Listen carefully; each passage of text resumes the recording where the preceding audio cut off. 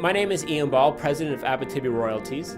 I wanted to walk through the recent transaction between ourselves, Yamana Gold, and Agnico Eagle on the Malartic CHL property, which is part of the Canadian Malartic mine, the largest producing gold mine in Canada. As a shareholder, you're probably aware that in the middle of last year, Abitibi launched a lawsuit against Yamana Gold and Agnico Eagle, and it concerned our ability to exercise a right of first refusal on the Malartic CHL property.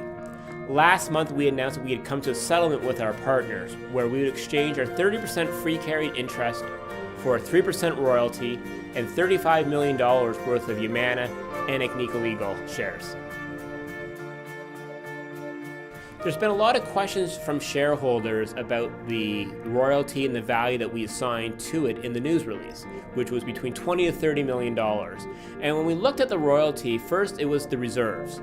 There are reserves in the Barnett deposit and in the Jeffrey deposit. And based on that, we assigned approximately $10 million to that portion of the property.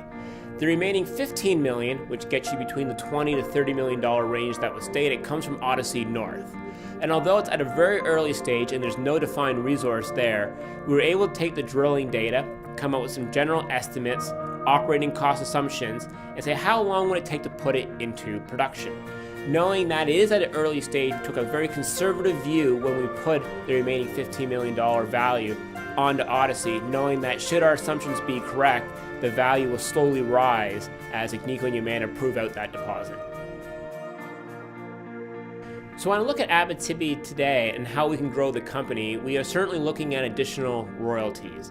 How we look to acquire those would be through existing cash or cash from operations, or somehow looking at ways to leverage the Agnico and Yamana shares.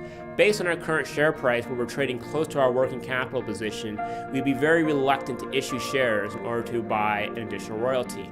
When you issue shares, it's like selling a portion of your company, and what you're saying is that their company or asset is better than what you have. I believe Malartic CHL is going to be a very good opportunity for us going forward, so I'm reluctant to give our equity away in order to make it a larger company.